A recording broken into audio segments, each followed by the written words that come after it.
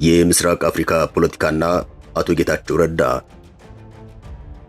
ያለፈው ወርሃ መጋቢት አቶ መለስና አባይ ፖለቲካቸውን አስታውሶን አልፏል። ምክንያቱም ወሩ የቀድሞ ጠቅላይ ሚኒስትር አቶ መለስ ዜናዊ የግብፅን ውጥረት አይተው ጉባ ላይ አባይን ለመገደብ የወሰኑበት ወር ነበርና ነው። በዚህ ድርጊታቸው የምስራቅ አፍሪካን ፖለቲካ አንዳች መጥ ውስጥ ከተውታል ቢባልም ሰውየው በዲፕሎማሲው ዘርፍ ሰላማዊ መንገድን በመከተል ይታወቃሉ። መጋቢት ከነወረቱ አለፈ፣ ሚያዝያ አዲስ ወረት ይዞ ብቅ አለ። የዚህ ወር መነጋገሪያ የሆነው አቶ ጌታቸው ረዳ የጠቅላይ ሚኒስትሩ የምስራቅ አፍሪካ ጉዳዮች አማካሪ ሚኒስትር ሆኖ መሾማቸው ነው። ምስራቅ አፍሪካን ለኢትዮጵያ ለማስገዛት የሚጠቀሙበት ብልሃት ተጠባቂም ሆኖ ብቅ ብሏል። እናም ከዚህ ሹመት ጋር ተያይዞ ጠቅላይ ሚኒስትሩ ጥሩ ዘይደዋል ተብለዋል። ምክንያቱም የህወሓት ሰው አቶ ጌታቸው ረዳ በአፍሪካ ቀንድ ዙሪያ ጥሩ ተግባቦት እንዳላቸው ይታመናል። በሰሜኑ የኢትዮጵያ ጦርነት የህወሓት ጦር ሱዳን ገብቶ መሰልጠኑ ይታመናል። አሁን የሱዳኑ ጌታ አልቡርሃን ኢሳያስ ቤት ይገኛሉ። በዚያ ግብፅና ኤርትራ የተገኙበት የአንድነቱ ይታሰራል። የውሉ ዓላማ የምስራቅ አፍሪካን ከኢትዮጵያ ክንድ አርቆ መቆጣጠር ይሆናል። የኑናቲኖ ለመረዳት የተረዳውንም በስራ ለማዋል አቶ ጌታቸው ረዳ ይጠቅሙ እንደሆነ ጊዜ ያሳየናል። ነገር ግን አማጺን በመደገፍና በማስታጠቅ በማሰልጠንና በመደበቅ የበለጸገው የአፍሪካ ሀገራት የድንበርተኞች ፖለቲካ በደህናው ጊዜ ጌታቸው ረዳን በደንብ ያውቃቸዋል። እሳቸውም ቢሆኑ አንድ ሰሞን እንዲህ ባለ የእጅ አዙር ፖለቲካ ውስጥ ተሳታፊ ነበሩ። ስለዚህ የጠቅላይ ሚኒስትሩ ስትራቴጂ እሾን በሾ ለማውጣት ያለመ ይመስላል።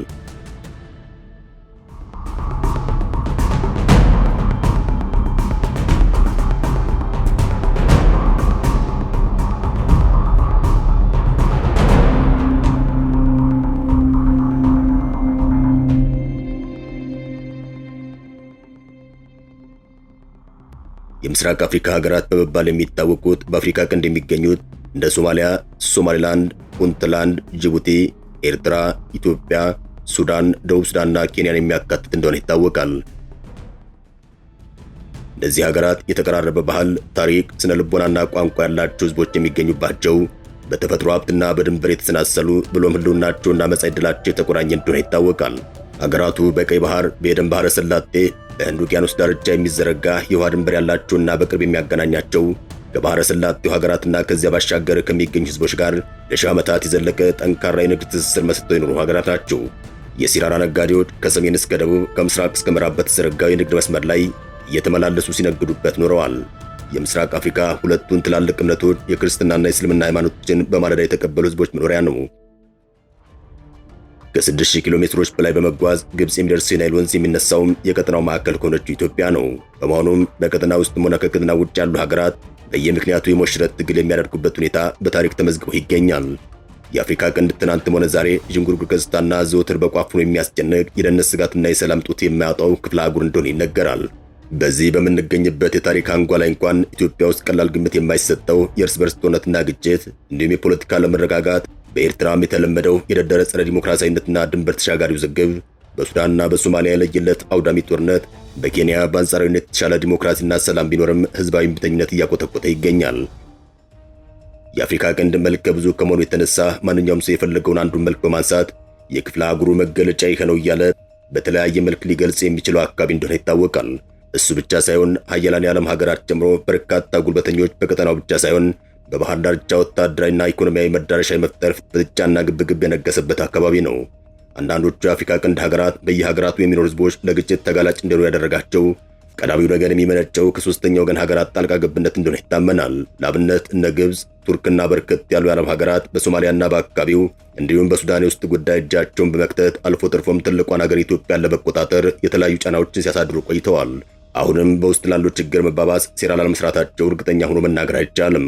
የቀጠናው ሀገራት በርካታ የሚያስተሳስሯቸው ሰው ሰራሽና የተፈጥሮ ጸጋዎች ያሏቸው ተባብረውና ተደጋግፈው ችግሮቻቸው መቅረፍ ወይም ድህነትን መቀነስና መበልጸግ ሲችሉ በችግር አዙሪት የሚዳክሩ በስግብግብ ፖለቲከኞቻቸውና መሪዎቻቸው ድክመት ብቻ ሳይሆን ከቀጠናው ውጭ ያሉ ኃይሎች በሚፈጽሙት የውክልና ፖለቲካን የሚለው አስተያየትም ተቀባይነት ያለው ይመስላል። ለነገሩ ቀኝ ገዢዎችና የአውሮፓ መሪዎች ጥለዋቸው ያለፉት የጥላቻ ትርክቶችና ማጣፈጫ ነጣጣይ ሳቢዎች የራሳቸው አሉታዊ ጫና ማሳደራቸው አይቀሬ ነው። ልዩነቱ ተፈጥሯዊ ቢሆንም ለግጭት ይዳርጋል የሚለው ሐሳብ ችግር ያለበት ኑሮ ላይታይ ይችላል። ወቅታዊ ተጨባጭ ሁኔታና ታሪክን በመጥቀስ መከራከር የሚቻል ይሆናል። ሆኖም ክርክር ሊነሳበት የማይችለው ጥሬ ሀቅ የአፍሪካ ቀንድ ለዘመናት የደህንነት የግጭትና የጦርነት አውድማ ሆኖ መቆየቱ የውስጥም የውጭም ፍትጊያ የበረታበትና በኋላ ቀርነት የኖረ መሆኑ ነው። በሰሜኑ የኢትዮጵያ ጦርነት ወቅት የኢትዮጵያ መንግስት የሚፈልጋቸው በ10 ሺዎች የሚቆጠሩ ተዋጊዎች ሱዳን ውስጥ ገብተው መሽገው ይሰለጡ እንደነበር፣ የሱዳን ወታደሮችም አልፈው የኢትዮጵያ መሬት ወረው ለመያዝ ችለው እንደነበር አይዘነጋም። በተመሳሳይ ኢትዮጵያ ካላት ትልቅ የቆዳ ስፋትና ሰፊ ሕዝብ አንጻር ብሎም ከማደግ ተስፋ አኳያ የወደብ አማራጭን ማግኘትና ማስፋት ቢኖርባትም ተመጣጣኝ ክፍያ እየከፈለች እንኳን ለመጠቀም ከጅቡቲ በስተቀር የተሳካ የጥቅም ግንኙነት መፍጠር የቻለ ሀገር የለም። እንዲያውም አማራጭን ለማስፋት ብላ ከሶማሊላንድ ጋር ስምምነት ለማድረግ ስትሞክር ከሶማሊያ ኩርፊያ ጀምሮ በርካታ የአረብ ሀገራትና እነ ግብፅ እጃቸውን በጉዳዩ ላይ ለመክተት ሲፍጨረጨሩ ታይተዋል። ጉዳዩ ላልተቋጨ ፍጥጫም ተጋልጧል። ሌላው ቀርቶ በኢትዮጵያ ለውጥ መንግስት ሲመጣ ከኤርትራ ጋር ለሁለት አስርት ዓመታት ሰላም ወይም ጦርነት የሌለበት ፍጥጫ የቀየረ የሰላም አየር ነፍሶ መሪዎቹ በከፍተኛ የህዝብ ድጋፍ በአስመራና በአዲስ አበባ ታይተው ነበር። በዚህም አንድና ሁለት ሀገራት ቢያንስ ከተፈጥሮ ሀብታቸው በጋራ መጠቀም እንደሚጀምሩ የብዙዎች እምነት ነበር። ከትግራይ ጦርነት በኋላ ግን ነገሮች ወደ ቀደመ የፖለቲካ መቃወስና የዲፕሎማሲ ድባቴ ውስጥ ነበር የወደቁት። እናም ተስፋ የተጣለበት የምስራቅ አፍሪካ የቀውስ እንጂ የትብብር ቀጠና መሆን አልቻለም።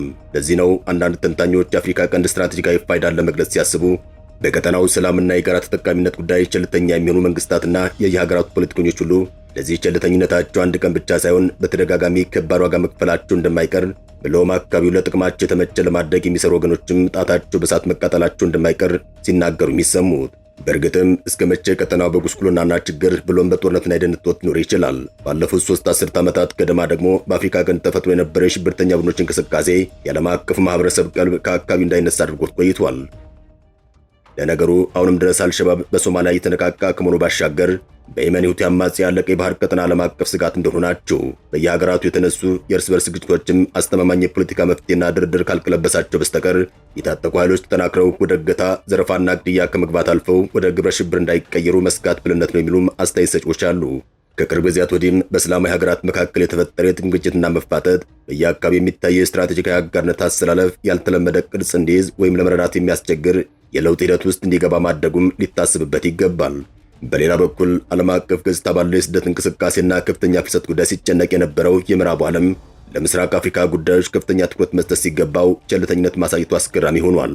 በተለይ በውስጥ ግጭቶችና የቀጠናው ሀገራት ግንኙነት መሻከር ምክንያት በተዳከመው ምጣኔ ሀብታዊ እድገትና የሥራ ዕድል ፈጠራ መቀዛቀዝ በሺዎች የሚቆጠሩ ወጣቶች ለሕገወጥ ስደት ጭምር መዳረጋቸው በርካቶችም በበረሃና በባህር እንዲያቋርጡ እያደረጋቸው ይገኛል። በመከራ ተሻግረው ወደ አውሮፓ የሚገቡትም ለምዕራቡ ዓለም ጫና ማሳደራቸው እንደቀጠለ ይገኛል። ከዚህ አንጻር የቀጠናው ሀገራት በተናጠልም ሆነ በበይነ መንግስታት ኢጋድ አማካኝነት የጋራና የተናጠል ችግሮቻቸው እንዲቀርፉና ከታሪክ እስረኝነታቸው እንዲላቀቁ መትጋት ይኖርባቸዋል። ዓለምም ዝምታውን ሰብሮ ከክፍለ አህጉሩ ጋር ያለውን ዲፕሎማሲያዊ፣ ኢኮኖሚያዊና የደህንነት ስራዎችን አጠናክሮ ለመደገፍና ለመያዝ ካልተጋ በስተቀር የባሰ ዋጋ የሚከፍልበት ሁኔታ መፈጠሩ አይቀሬ ነው የሚሉ ተንታኞች አሉ። በእርግጥ አገራችን ኢትዮጵያ በቀደሙት 2 አስርት ዓመታት የቀጠናውን ችግር በተናጠልና በጋራ መድረኮች ለመፍታት ወይም ለማስታገስ ሙከራ ስታደርግ ቆይታለች። ሆኖም አሁን የሚታዩ አዳዲስ ክስተቶችና እንደ ሀገር በራሷ ውስጥም ያጋጠሟት ወቅታዊ ተግዳሮቶች ለሁሉም ወገኖች ፈተና የሚደቅኑ ናቸው። በአንድ በኩል የአፍሪካ ቀንድ ህዝቦችና መንግስታት ለመገመት አስቸጋሪና ትርጉም የለሽ የሆነ ስትራቴጂካዊ አስተላለፍ ምርጫ ከሚያስከትለው ቀውስ ለመዳን ከፊታቸው የተዘረጋውን አደገኛ ጎዳና በጥንቃቄ መጓዝ ይኖርባቸዋል። በጉዳይ ላይ እውቀት ያላቸው ወገኖች እንደሚሉት የምስራቅ አፍሪካ ሀገራት ራሳቸውን ከመጥፎ ቀውስ ለመጠበቅ 3 ዋና ዋና ተግዳሮቶችን መፍታት ይጠበቅባቸዋል። አንደኛው የአፍሪካ ቀንድ መንግስታት የህዝባቸውን ልብ የሚገዛ ብሔራዊ ፕሮጀክት መቅረጽ መቻል አለባቸው። ይህም ህዝብን በማስገደድ ሳይሆን በማሳመን ደጋፊ ማድረግ፣ የሰላምና የደህንነት ብሎም የዲሞክራሲ ስርዓት እሴት ግንባታና የምክክር መድረክን የማመቻቸት ሥራ የሚጠበቅ ፕሮጀክት ይሆናል። አገራቱን በማድረግ ካልተራመዱ በስተቀር በክልሎች፣ በብሔር ብሔረሰቦችና በጎሳዎች፣ በሀብታምና በድሃ፣ በከተማና በገጠር ነዋሪ ህብረተሰብ መካከል የመገለልና የመነጣጠል ስሜት ገኖ የሚወጣበት ሁኔታ ይፈጠራል።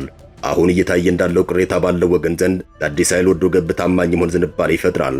ይህም የውጭ ኃይሎች በቀላሉ ለመጠቀም የሚችሉበት ዕድል ይፈጥርላቸዋል። ግጭትና ጦርነት ለማስቀረት የሚያዳግተውም የአይነቱ ነገር ሲስፋፋ እንደሆነ ሊጤን ይገባዋል።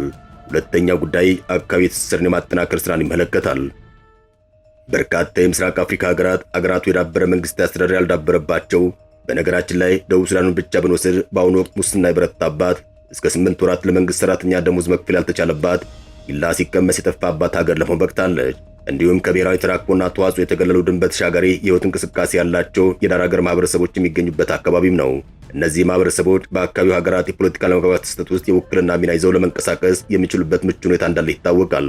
በምስራቅ ኢትዮጵያ የሀገረ ሶማሊያ ጎሳዎች፣ የኢትዮጵያ ሶማሊያና የአፋር ማህበረሰቦች፣ በምዕራብ ኢትዮጵያ የደቡብ ሱዳን ጎሳዎች፣ የጋምቤላ ክልል አኟክና ኑዌር ማህበረሰቦች ሁኔታውን በጥሞና መከታተል በቂ ማስረጃ ይሰጣሉ። በነገራችን ላይ አገራችን ጨምሮ የቀጠናው መንግስታት ከተካረረ የብሔርተኝነት ፖለቲካ መውጣት ካልቻሉ ሊረጋጉ እንደማይችሉ ጉምቴ የውጭ ተንታኞች መናገር ከጀመሩ ከራርመዋል። የቀጠናው ሀገራት ከመካረር ወጥተው የጋራ ሰላምና ደህንነታቸውን አረጋግጠው የህዝቦቻቸውን ሰላምና ተጠቃሚነት ለማሳደግ በመሰረተ ልማትና የጋራ ልማት ከመተሳሰር ባሻገር የቆዩ የድንበርና የማንነት ጉዳዮቻቸውን በምክክር መፍታት፣ ድንበሮቻቸውንም ከኮንትሮባንድ ህገወጥ ድርጊት ማጽዳት ግድ ይላቸዋል። መተማመንንም ማስቀደም አለባቸው። ሶስተኛው የምስራቅ አፍሪካ ሀገራት የራሳቸውን ፍላጎት ለማሳካት የሚንቀሳቀሱ ከቀንዱም ሆነ ከአፍሪካ ቀንድ ውጭ የሚመጡ ተዋናዮች እጃቸውን በቀላሉ ለማስገባት ቀዳዳ ማግኘት የሚችሉበት አካባቢ ነው ብለናል። ቀጠናው በመልካም አስተዳደር ችግሮች የተጠቃ አንዱ ሀገር የሌላኛውን ሰላም ለማደፍረስ የመንቀሳቀስ ልምድ ያካበቱ ታጣቂዎች ወይም መንግስታት የሚገኙበት አካባቢ ነው። ይህም በመርህና በስልቱን ዲፕሎማሲያዊ መተማመን ማድረግ ያስፈልጋል። የምስራቅ አፍሪካ ሀገራት ከዚህ የመርገማ ዙሪት ወጥተው በጸጋ ዙሪት ለመሽከርከር ከፊታቸው የተጋረጡ እንቅፋቶች ማስወገድ ይጠበቅባቸዋል። ትኩረታቸውን በየሀገራቱ አሳታፊና ሁሉን አቀፍ መንግስታት በመመስረት ለክፍለ አህጉራዊ ገበያ ጠንካራ ተቋም መፍጠር፣ ቀጠናዊ ኢኮኖሚ ትስስር ለመገንባት ትኩረት ሰጥተው መስራት ይኖርባቸዋል። ታዲያ የጠቅላይ ሚኒስትሩ የምስራቅ አፍሪካ ጉዳዮች አማካሪ ሚኒስትር አቶ ጌታቸው ረዳይን ተረድተው ኢትዮጵያን ከጎረቤቶቿ ጋር አስተባብረው ቀጠናውን የሚያረጋጋ ስራ ይሰሩ ይሆን? ጊዜ መልስ ይሰጠናል። እስከዚያው ግን በቸር ያቆየን።